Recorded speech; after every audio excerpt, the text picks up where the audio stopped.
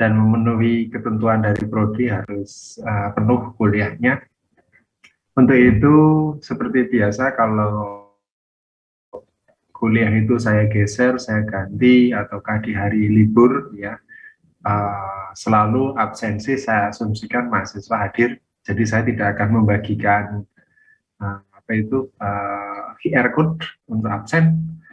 Kemudian nanti di akhir kuliah akan saya bagikan ini ya, link ya. Jadi seandainya ada yang berminat ingin mendownload materi juga boleh. Tapi seandainya tidak juga nggak masalah ya. Atau menyimak catatan dari teman, adik-adik sudah cukup dewasa untuk memilih metode belajar yang paling sesuai untuk dirinya. Itu yang pertama. Kemudian yang kedua, ini semacam klarifikasi saja. Biasanya kalau setiap hari Jumat, dan besok kan hari Jumat ya, itu kita ada kuliah 2 jam. By default adalah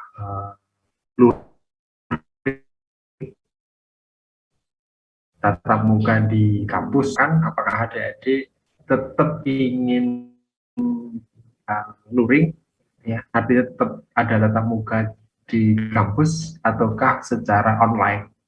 Tetapi yang jelas saya besok Jumat tetap ada di kampus ya. Jadi sebelum Jumatan saya juga ada di kampus. Ada beberapa mahasiswa yang janji akan ketemu saya ya, termasuk ada juga dosen Geomatika UPN ya, yang ingin ketemu saya dan dia membawa mahasiswanya. Jadi intinya saya selalu standby di kampus besok. Jadi tergantung pilihan adik-adik ya. Jadi kalau adik-adik memilih online, ya berarti besok saya kuliahnya di ruangan saya dan adik-adik bisa menyimak dimanapun. Tapi kalau adik-adik menginginkan online tidak masalah, wong saya juga ada di kampus ya. Jadi saya tinggal pindah saja dari ruangan saya ke ruang satu-satu ya. Kira-kira begitu. Jadi nanti aja silahkan didiskusikan ya. Kemudian nanti saya diberitahu. Ya paling tidak besok pagi ya, paling lambat adik-adik memberitahu saya gitu ya. Dan seandainya tidak memberitahu saya, berarti saya asumsikan kuliahnya adalah luring ya. Berarti saya langsung masuk ke ruang satu-satu ya, setelah sesuai schedule dari prodi. Kira-kira begitu adik-adik yang perlu saya umumkan ya. Jadi intinya saya nunggu keputusan adik-adik, tapi by default saya kuliahnya adalah di kampus untuk besok. Kemudian yang ketiga, materinya sudah cukup banyak ya. Jadi nanti kita akan bahas lebih banyak ke aplikasi, lebih banyak ke pemahaman penerapan dari teori-teori yang sudah adik-adik peroleh ya. Syukur-syukur ada pertanyaan-pertanyaan dari adik-adik ya, sehingga saya bisa mencoba memberikan pemahaman yang lebih detail lagi. Mungkin adik-adik perlu mengingat bahwa sebelumnya kan adik-adik diajar oleh Pak Cecep ya, dan Pak Cecep saya lihat basicnya sangat bagus di mathematics ya, tapi saya juga belum mengetahui ya dengan detail materi yang beliau sampaikan dalam konteks geodesi geometrik, pemanfaatan sistem koordinat semuanya ya, dari depan ya, dari 2 dimensi, 3 dimensi, kartesi, kutub, sistem provinsi, dan semuanya itu. Nah, apakah beliau sudah menyampaikan dengan komplit atau tidak ya, saya belum bisa mendapatkan informasi itu. Nah, namun seandainya ada hal-hal yang ingin diperdalam, silahkan ya. Jadi ditanyakan di kelas saya ya. Kita masih ada jatah 3 pertemuan ya. Jadi besok Jumat kemudian minggu depan itu Kamis 1 jam, dan hari Jumat 2 jam. Habis itu ya minggu tenang, ada siap-siap untuk mempersiapkan diri menghadapi UAS, ya kira-kira begitu. Oke, kemudian yang keempat, pengumuman yang keempat ya, kemarin saya mendapatkan satu kabar yang menurut saya ini sangat sangat concern ke adik-adik, karena saya dengar ada beberapa mata kuliah yang sangat fundamental itu dirubah ya di kurikulum 2021 kemarin ya. Jadi kewarganegaraan, kemudian mata kuliah bahasa Indonesia, kemudian B4 ya atau apa ya, agama atau apa, itu harus jadi 1 semester ya. Nah, pesan saya mungkin karena ini kelihatannya yang terdampak nanti di adik-adik ya angkatan 2000, angkatan baru-baru ya. Jadi mungkin ini perlu dikomunikasikan dengan prodi ya, karena saya hanya mikirkan itu struktur kurikulumnya pasti berubah. Kemudian apa itu, alur pengambilan mata kuliah juga akan sedikit berubah, termasuk yang agak kompleks kalau mahasiswa harus mengulang ya. Jadi tolong adik-adik mungkin ada baiknya sih hal seperti itu dicermati ya. Terutama mungkin mahasiswa yang aktif di KM ya, kan ada divisi advokasi ya. Dan saya kira itu perlu juga, karena yang terdampak nanti adik-adik ya. Mungkin perlu saya sampaikan kenapa itu cukup penting ya, karena itu berlaku seterusnya kan sampai kurikulum, biasanya kurikulum kan 5 tahun ya. Nah itu adik-adik akan mengalami itu ya. Jadi jangan sampai nanti kesulitan. Ya mungkin ada pertanyaan yang krusial dari adik-adik. Loh Pak, kenapa di tengah jalan kurikulum dirubah? Ya, saya sangat paham. Jadi memang harusnya kurikulum itu begitu, karena gini ya, kurikulum 2021 kemarin itu sudah kita rapatkan mungkin puluhan kali ya di departemen, di prodi, karena waktu itu yang membidani termasuk saya dan Pak Brasit. Bahkan ketua kurikulumnya kan Pak Brasit itu. Setelah selesai kita pelindungan di departemen, dan itu berbulan-bulan, kemudian nanti diajukan di Senat, pleno, kemudian di rapat Komisi 3, direvisi lagi, diperbaiki lagi, kemudian disahkan di Komisi 3 Senat, Fakultas Teknik. Dan itu teknik seperti itu. Tapi dalam perjalanannya kan ada itu ya, ada konsep merdeka belajar. Itu yang kelihatannya mungkin merubah kurikulum di tengah jalan ya. Jadi feeling saya ini nanti yang menghadapi ya satu universitas ya. Jadi tidak hanya UGM itu kelihatannya. Sorry, tidak hanya fakultas teknik ya, tapi satu universitas.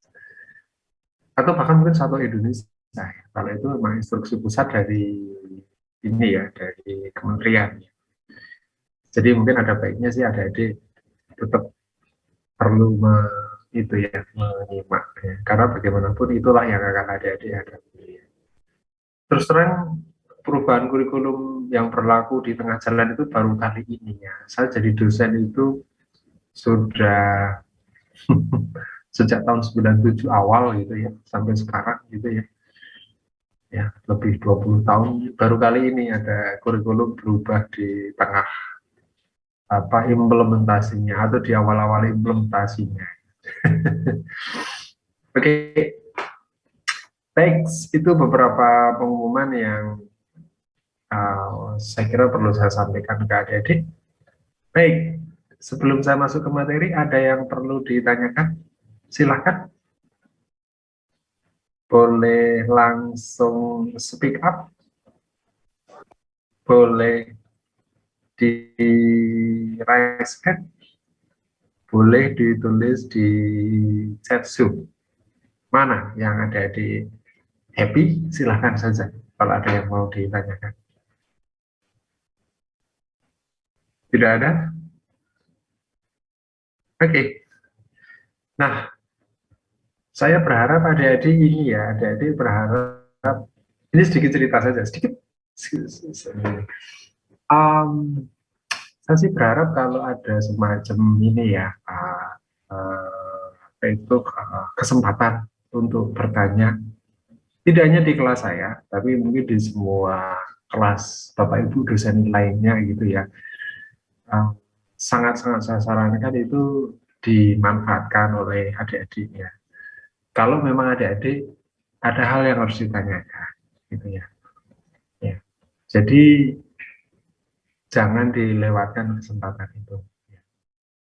Karena begini ya, justru saya lihat banyak sekali dosen-dosen Anda itu, dosen-dosen adik ini yang malah dimanfaatkan oleh apa? Oleh program studi lain. Ya, ya. Sebagai contoh, saya beberapa kali diundang di UPN, kemudian di universitas di luar, gitu ya. Ya nggak masalah, dan mereka sangat antusias untuk bertanya-tanya. Dosen-dosen Anda juga begitu, ada yang di ITERA, ada yang di hmm, Jawa Timur dan seterusnya. Ya, ya, saya kadang juga heran ya, malah mereka memanfaatkan resources yang ada di UGM ya, tapi apa civitas di UGM apa malah tidak gitu ya. Tapi saya juga berprasangka baik ya. Mungkin mahasiswa tidak bertanya karena memang sudah ngerti ya. Ya, apalagi ya kalau memang sudah ngerti, kenapa tanya gitu ya. Saya sih berprasangka baik seperti itu. Gitu ya. Oke, oke. Oke, saya lihat belum ada yang raise hand, belum ada yang tanya. Saya belum mendengar ada yang tanya dan ngechat di Zoom. Oke, kalau begitu langsung saya masuk di materi. Oke, saya share ya. Jadi baru saja, oke. Nah, harusnya adik-adik sudah bisa melihat ya. Jadi di sini adalah materi yang sudah saya berikan ya sejak setelah UTS kemarin ya. Ini dan yang baru saja tadi saya sampaikan adalah ini ya. 10G ya, transformasi koordinat antar datum. Ya. Materi sebelumnya juga sudah saya bahas ya. Dan sebenarnya kalau dari kurikulum materi terakhir kita adalah di sini. Nah, ini ya. Jadi sebenarnya kalau adik-adik lihat nomor ini, bursa Wolf maupun Molodensi Badegas, itu adalah varian atau kondisi khusus dari ini, materi transformasi konform 3D yang lengkap.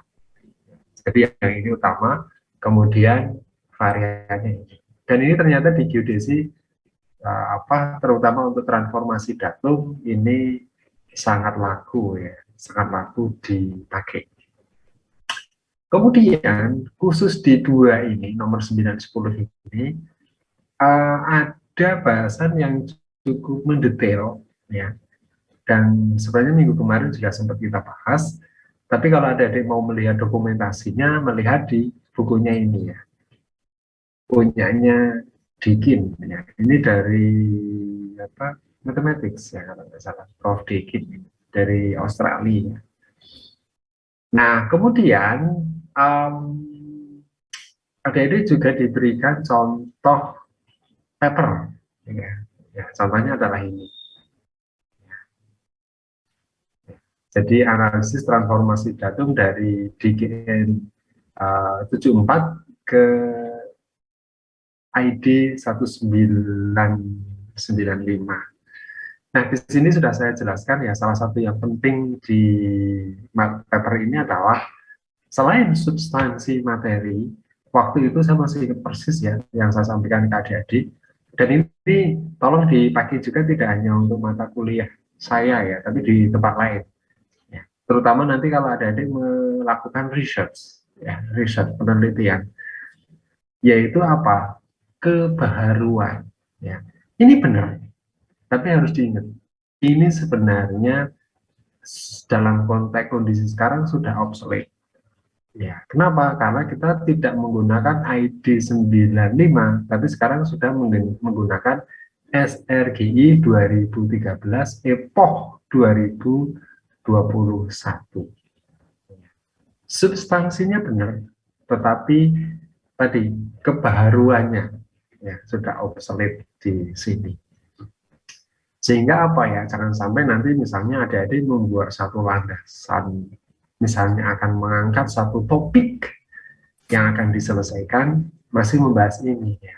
Jadi itu kurang pas. Ya harusnya ya yang terbaru. Gitu ya. Jadi jangan sampai membuat satu rumusan menggunakan data yang nggak pas. Ya pasti rumusannya keliru. Apalagi kalau dipakai untuk pengambilan keputusan. Sesuatu yang keliru dipakai untuk pengambilan keputusan atau menyusun sesuatu yang baru kan ya nggak pas. Ya harus benar, ya harus terbaru. Itu substansinya. Kemudian, nah ini jadi intinya adik-adik materinya sudah saya share, adik-adik tinggal mendownload dan mendalaminya. Oke, saya stop share, saya akan pindah ke topik lain ya. Sorry, ke slide berikutnya.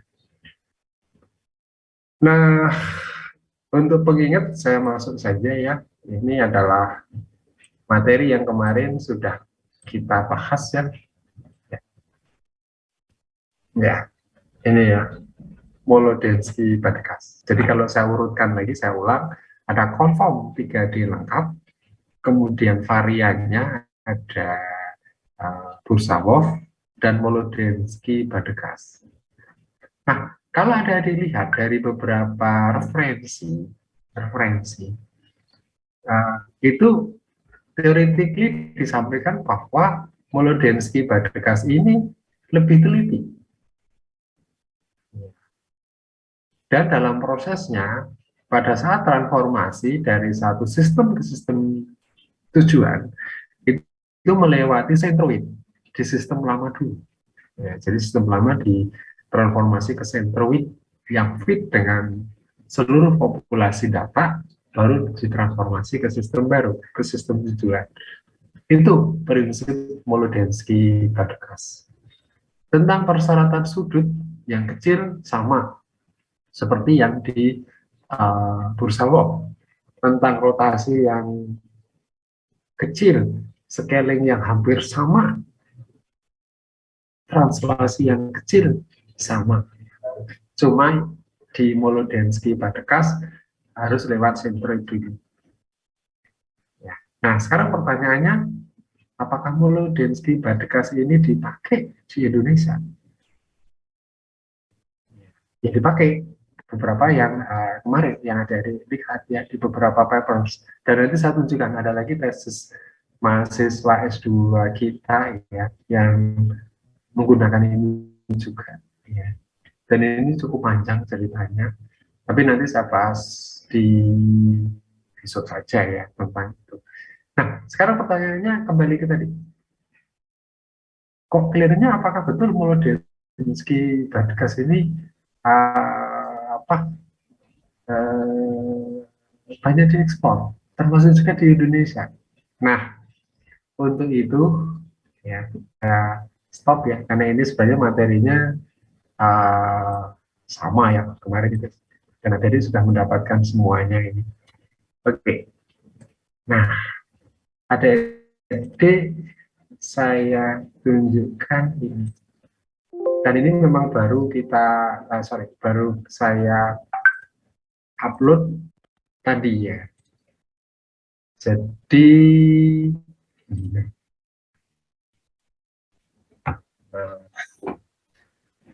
ternyata ini ya adik-adik semuanya. Jadi dari DKN 95 ke SRG, dan ini dari BIG ya, dokumen resmi. Ternyata di BIG pada saat transformasi datum nasional sebelum terakhir ya, jadi sebelum SRG 2013 itu kan menggunakan DGN atau ID 95 tadi ya, ke SRGI 2013 itu ternyata dituliskan seperti ini ya, ini ya. Oke, saya kira ini nggak ada masalah, nggak salah, bla bla bla bla. Ya. Nah, jadi di sini disampaikan bahwa ini benar-benar murni transformasi antar datu. Karena kan jadi sistemnya kan jadi berubah gitu ya. Tapi belum menyentuh transformasi antar epoch. Tapi ini kalau adik-adik menggunakan SKRGI 2013-2021, berarti itu sudah kalau yang itu ya. Tapi kalau SRGI yang 2013 saja memang belum. Ya. Tapi kalau yang saya ulang, kalau yang menggunakan epoch 2021 itu sudah. Nah, ini yang perlu adik-adik lihat.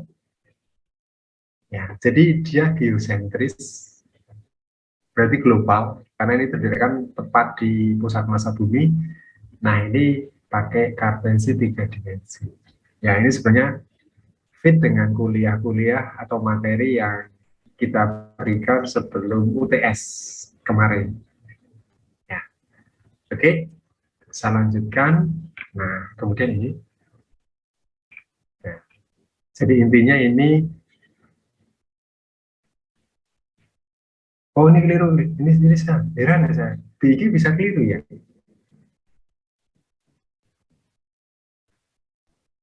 Oh kebalik ini, harusnya dari DGN 95 ke SRGI 2013 ini. Ya, ini kan. Nah, oh keliru ini kebalik ini.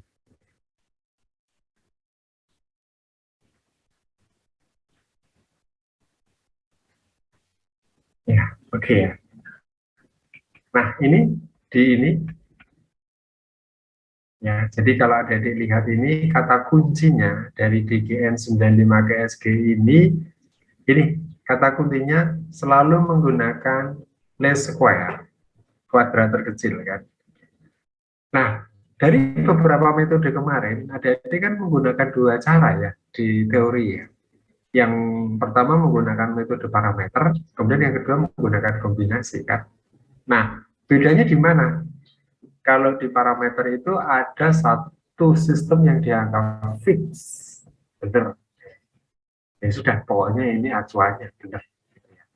Tetapi kalau yang kombinasi tadi, dua-duanya diasumsikan masih mengandung kesalahan. Ya, sebenarnya ini kesalahan pengamatan. Ya. Nah, ternyata di sini ya, nanti kita lihat, ini pakai yang parameter ataupun kombinasi. Coba kita lihat. Nah, kemudian yang kedua ada dilihat, metode transformasi 3D yang dipakai adalah bursa Wolf. Tapi ternyata berarti benar. Jadi di sini menggunakan bursa Wolf. Tidak konform murni dan tidak apa konform murni dan tidak apa Molodensky pada kas, tapi bursa Wolf. Ya, kira-kira begini. Dan ini nama ini kalau di sini ya memang benar ini ya, yang menemukan ini si Pak Bursa 62 dan Pak Wolf tahun 63. Nah, model matematiknya sama. Nah, kalau ada dilihat di sini, ya, ini sebenarnya dia mengacu ke referensinya bukunya Dikin tadi, Diakin tadi ya. Nanti di bawah ada akan lihat. Coba kita lihat. Benar nggak yang ini ya? Nah, ini ada di sini. Ya, ini Dikin. Dan ini kan filenya ya tadi saya presentasi, yang saya saya share ke adik-adiknya. Nah, sekarang pun juga saya buka ya. Oke, kita lihat lagi. Ya, jadi di sini menggunakan Dikin. Tapi di luar materi ini ada yang ingin saya komentari ya, dan ini saya sampaikan ke adik-adik. Kalau adik-adik seperti ini, temukan seperti ini, ya, cara mensitasi seperti ini, meskipun di bagian belakang tadi ditulis, ini caranya nggak benar, ya. Belum benar ya. Harusnya di sini ditulis sumbernya dari mana. Ya. Jadi di sini harus ditulis, ya. Nggak boleh kosongan seperti ini, ya. Tapi lain perkara kalau ini adik-adik gambar sendiri dan berbeda, nah itu boleh, berarti itu milih adik-adik. Karena kalau seperti ini, berarti ini itu miliknya si ini, si penulis ini. Ya, misalnya di sini ada namanya. Ya. Dan kalau bukan penilik ini, misalnya kita ya yang nulis ini ya, berarti ini disebutkan sumbernya. Ya, kira-kira begitu ya. Jadi itu kaidah akademik begitu. Ya, ini masuk sebenarnya ini ya bisa dikatakan plagiasi itu kalau seperti ini. Ya. Ya, mungkin saya perlu sampaikan ya, plagiasi itu sebenarnya agak serius ya kalau di dunia akademik. Dan kalau levelnya parah gitu ya, beberapa paragraf banyak, itu biasanya kalau akademik misalnya dipakai untuk mencari derajat sarjana, master ataupun doktor itu bisa berbahaya ya. Kalau plagiasinya itu parah, itu bisa dicabut. Di UGM pernah itu ada mahasiswa lulusan S3 yang dicabut gelarnya karena plagiasinya parah. Di ITB juga ada. Ada bisa googling lah, plagiasi disertasi di ITB, plagiasi disertasi di UGM. Ada, langsung ada akan dapat, termasuk sanksinya. Nah, bagaimana kalau di geodesi UGM? Ya, beberapa kali saya menemukan, dan kalau itu agak ya menengah gitu, itu biasanya nanti adik-adik disuruh menulis ulang, rewrite. Ya. Tapi kalau seperti ini ya paling-paling adik-adik diingatkan, diberitahu untuk memperbaiki. Biasanya seperti itu. Jadi itu saya ingatkan saja. Mungkin ada yang tanya, loh Pak, ketentuan itu kan hanya berlaku untuk mahasiswa. Apakah itu hanya untuk berlaku mahasiswa? Tidak. Tidak. Justru buat kami, dosen, itu lebih keras peraturannya itu. Saya kasih contoh begitu. Saya kasih contoh begini ya, mungkin kan banyak juga dosen-dosen kita ya, di saya tahu itu di Fakultas Teknik, itu kan punya jurnal yang bagus, Q1, Q2, dan seterusnya. Itu kan hasil karya akademik yang panjang, riset yang panjang, bisa berbulan-bulan. Saat sampai di jurnal, diterima, itu juga prosesnya panjang.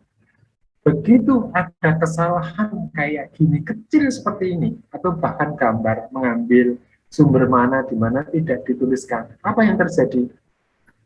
Nilai kami di set 0, nggak dinilai. Padahal itu bisa jadi riset 6 bulan atau 1 tahun. Bisa juga itu habis puluhan juta risetnya. Bisa juga itu waktu VAPC saat itu daftar, itu bisa, kalau jurnal kan tergantung ya. Kalau yang free itu bisa 15 jutaan dan seterusnya. Ya hilang semuanya. Kenapa? Ya itu tadi, ada kesalahan di ini tadi. Jadi rule itu tidak hanya untuk mahasiswa. Kami pun juga kena, ya. Makanya jangan copy paste ya. Itu kalau dalam akademik itu masuk kategori serius crime. Oke, kita lanjutkan ya. Nah, ini sama. Nah, ini penjelasannya seperti ini. Nah, ini sama persis seperti yang ada di bukunya Pak Dekin tadi ya. Nah, kalau ini sih nggak perlu saya jelaskan ya. Jadi sudah sangat familiar ya. Nah, kemudian adik-adik lihat, ternyata, nah ini model matematik untuk kuadrat terkecilnya itu ini. Nah, kalau dari ini adik-adik sudah menduga dan memprediksi kira-kira model persamaannya yang mana. Jadi saya sampaikan di awal bahwa untuk hitung kuadrat kecil itu biasanya adik-adik akan memilih dua ya, apakah yang parameter ataukah yang kombinasi. Nah, di sini kalau dilihat modelnya ini sudah jelas ini, pasti parameter. Nah, ternyata kan benar. Ini metrik desainnya dan seterusnya. Ini kan penyelesaiannya. Cuma mungkin yang adik lihat biasanya kan V adalah AX min L ya. L itu F, A itu B. Ya. Kemudian X itu parameternya. Ini kan metrik desainnya. N itu AT PA inverse ya kalikan T. Ya. Kira-kira begitu. Nah, kemudian ada yang dilihat ini BT, BT, WB. B itu kan matrik yang ini. Kemudian W itu white, matrik bobot. Ya, kalau kita biasanya dikasih nama P. Ya. Nah, ini jadi ada matrik bobotnya. Jadi sama ya. Nah, kemudian kalau Hi ya itu bobot itu fungsi dari matrik kofaktor ya. Kalau identity biasanya kan hanya ada di diagonal gitu ya. Yaitu biasanya perbandingan dari matrik a priori dibagi matrik posteriori. Biasanya itu isinya adalah penelitian pengamatan, ya, penelitian pengamatan di setiap titik di itu baris persamaan gitu. Ya. Nah, biasanya nanti dilihat antar data itu ada korelasinya enggak. Kalau enggak ya berarti nanti matriknya hanya itu saja. Makanya ini disebut matrik identitas. Ya, saya kira itu sudah cukup detail dibahas di hitung kuadrat terkecil ya. Oke. Nah, kemudian dilihat hasil hitungannya adalah seperti ini. Ada dilihat ya. Jadi dari PGN 95 ke SRGI 2030 seperti ini. Jadi ini TX, TY itu setnya kecil banget ya ini. Ini di bawah ya setengah meteran ya. Sorry, lebih kecil lagi ya ini. T-setnya saja ini yang di bawah setengah meter. Lainnya, oh sebentar.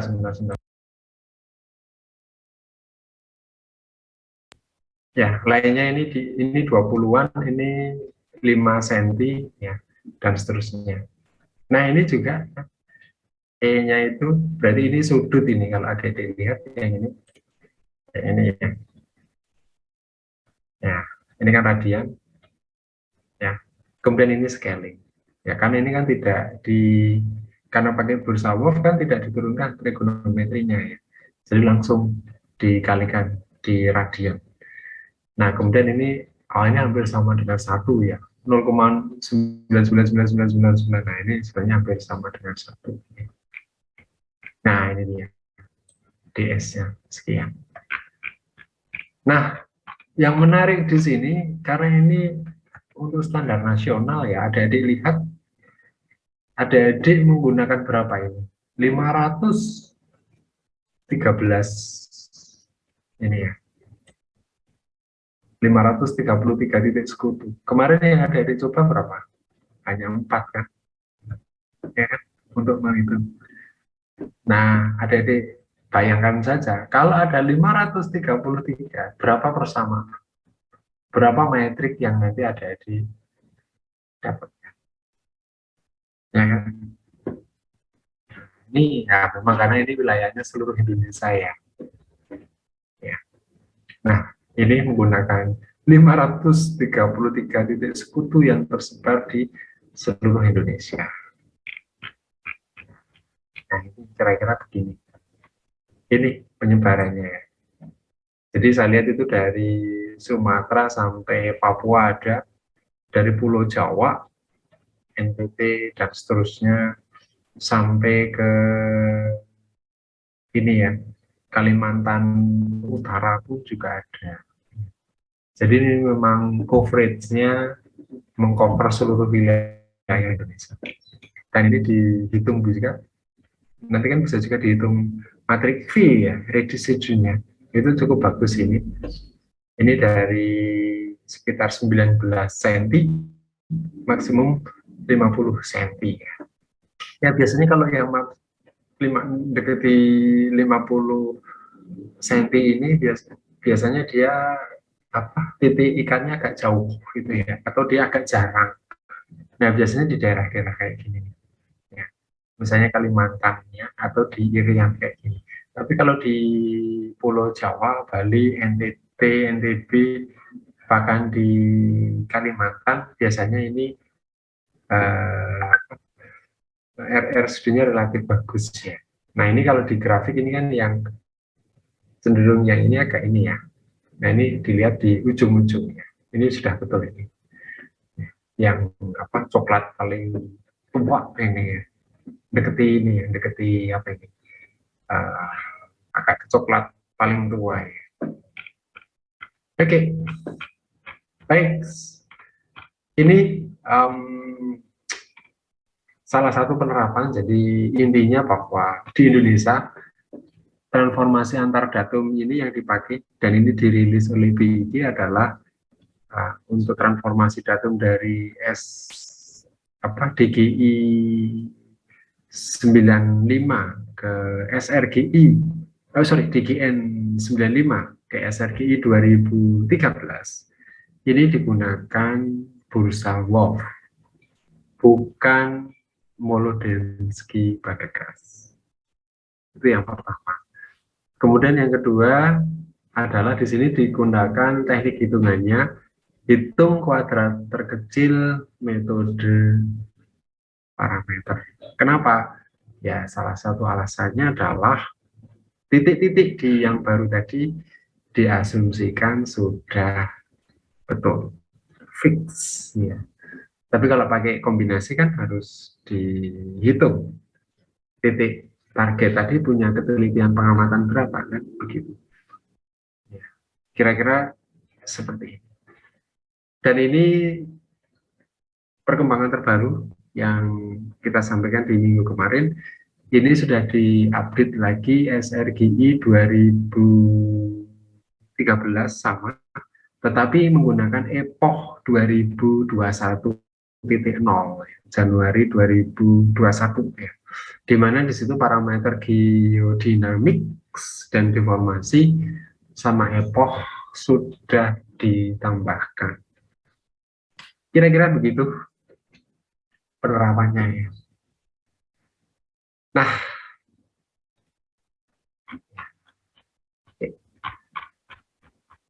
baik. Kemudian yang punyanya Dekin tadi, Pak Dekin tadi saya tunjukkan ya, ini ada di sini nih.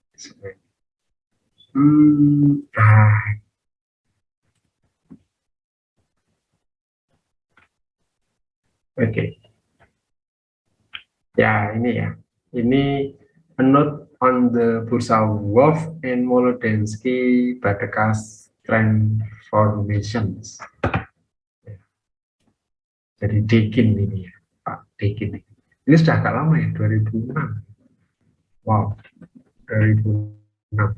Berarti pas saya ambil S3 ini, Pak Dekin ini nulisnya ini. Ya, sudah lebih 10 tahun yang lalu ya. Baik, ini adik-adik yang oh ya, masih ada 6 menit ya ini ternyata. Oke, saya stop screen dulu deh. Baik, itu penerapannya ya. Kalau ada pertanyaan silahkan. Besok saya akan tambahkan materi yang terakhir ya. Yang terakhir itu tentang ini ya, polinomial 3D. Tapi dipakai untuk transformasi 3D.